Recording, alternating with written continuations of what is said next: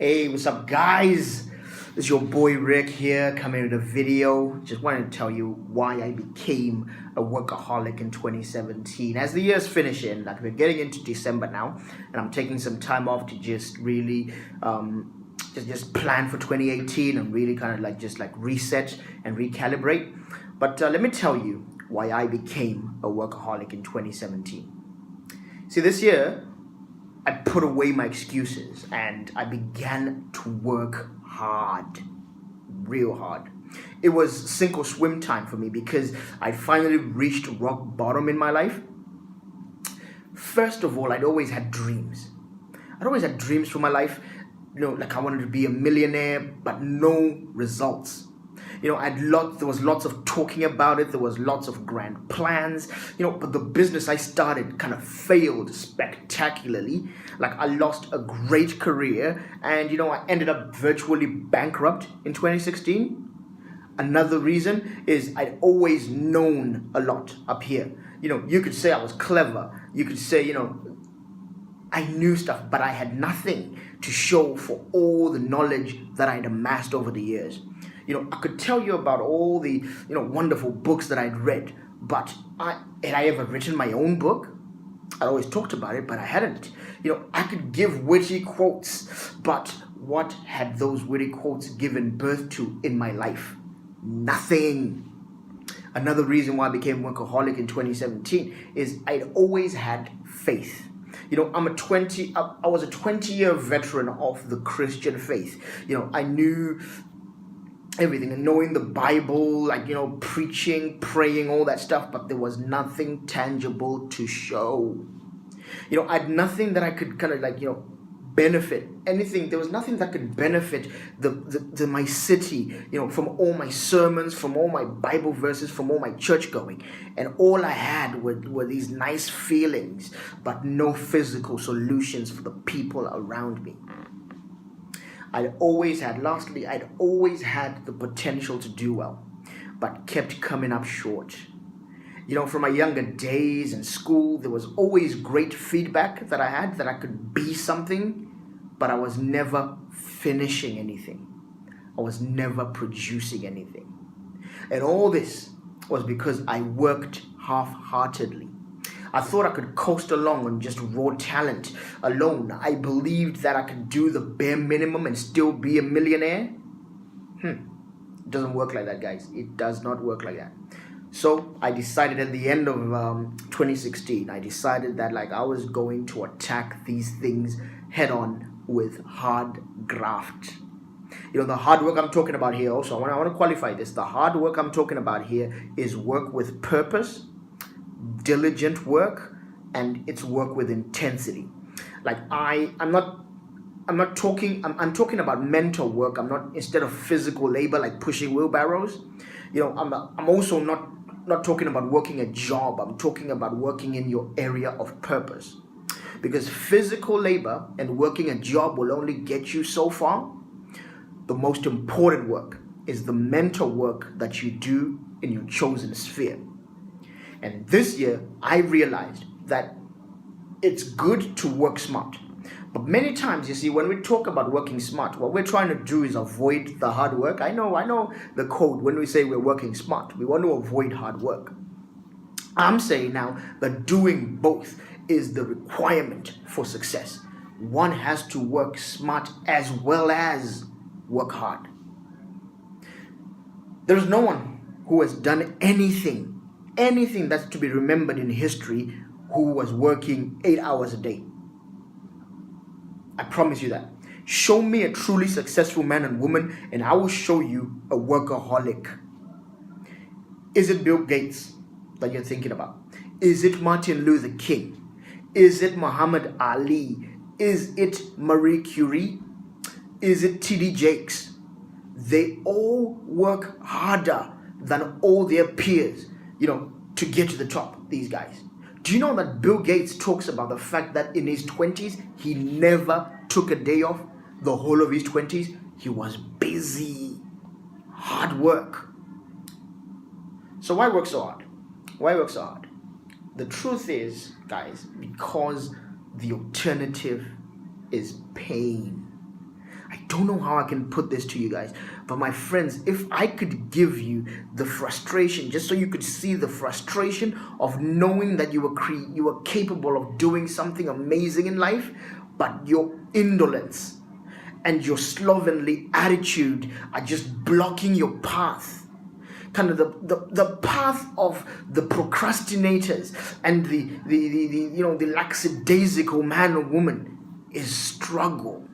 That's the truth. When you're wanting to sleep every 2 seconds, you're just wanting to sleep. It's not exactly laziness, but it's a slovenly attitude. You will always have mediocre results and mediocre success. And I'll tell you something, that those people that you promised big things to you, they will ask you, why do you just have potential, but there's no results, there's no end product? And when this happens, those people, the hope that they had in you, it turns to resentment. And you really don't want that. Because after all, hope deferred makes the heart sick. When they're tired of just hoping in you and you never ever produce,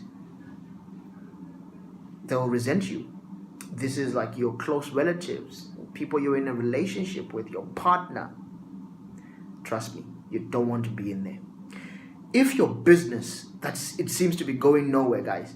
If your relationships, they seem to always be in limbo. If you can't get your charity off the ground, don't be lazy. Let me tell you something. Get into the habit of hard work in order to turn things around. If you've only had frustration after frustration in all these things, how about, now being your chance to try something different, a new approach, the approach of hard labor. Hard labor. If this thing resonates with you, make sure to like my page. Make sure to follow this page. Make sure to like my page, because I talk about this and I produce videos and I produce articles that are like this as well. So keep going with this. You see, if we adapt a culture, guys, a culture that understands the dignity of labor, then our communities, which are struggling because we don't have that culture of work, they'll turn around. In Africa, for example, where we are notoriously laid back and superstitious, work will be the thing that will allow us to take advantage of all those vast natural resources that we have. Look at Singapore. Singapore worked themselves out of being a third world city-state, and now look where they are. They're like a thriving commercial and trade capital of the world. Zimbabwe, my country of origin, has just gained another independence from Robert Mugabe, and one of the only ways that we can get going is to get working hard, working with our minds, hard work. Guys, in the ghettos, our communities, we have ghettos where, we can't hope for the benevolent rulers, to alleviate all our sufferings. We must labor we must labor our way out of our own predicament. Just shouting, hey, everybody's racist, that's not going to help anything, practically nothing. So, to finish this video, let me just give you some practical hard work habits, some that have really, really worked for me. Number one, work hard to overcome your issues. That's the first thing. Everybody has issues, guys, but you have to work hard to overcome them. I spent 6 months last year, 2016, spending 6 hours a day listening to podcasts, messages, because so that I can battle the onsetting depression that I was starting to feel, and to get my mind in the right place. Because before you do all this, you've got to overcome whatever it is, whether it's limited, self-belief, whatever it is. Number two, work hard to uncover your purpose in life. I spent at least 100 hours on this subject, figuring out who I am, figuring out that I'm a thinker, that I'm a connoisseur of wisdom. I spent time figuring it out, figuring out my natural inclinations, figuring out what I liked, figuring out what I was naturally good at, figuring out what I had a burden for. Number three, work hard to self-educate. You know what? I put in at least 3 hours a day to self-educate on the topics of money, on the purpose topic, on work and jobs, on conversion and conversion of time. I am really, really, really big on these things. I use YouTube, I use audiobooks, I use my Evernote app, which has got about 1,700 apps the last time I checked, and I'm still counting. I use Kindle for my books.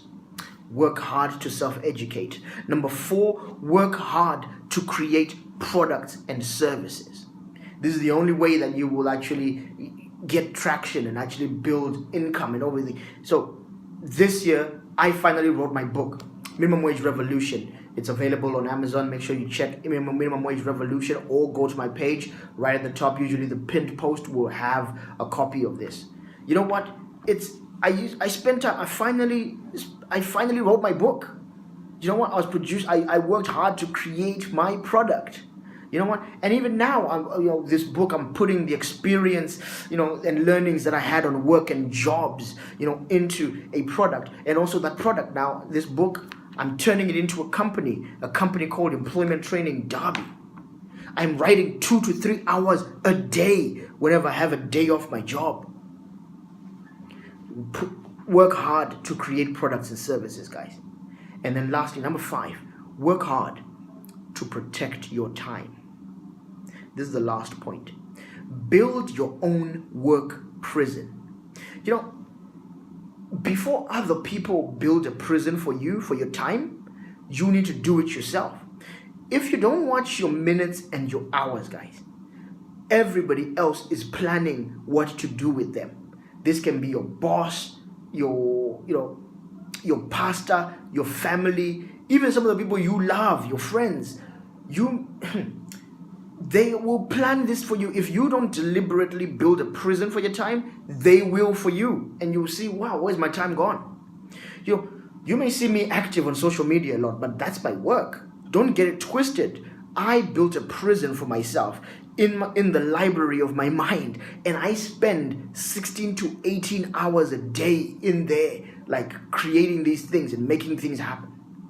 So, I hope you have a good one, guys, and I hope this really, really brings out something in you, because 2018 is upon us, and if you don't become a workaholic, you're going to continue in pain.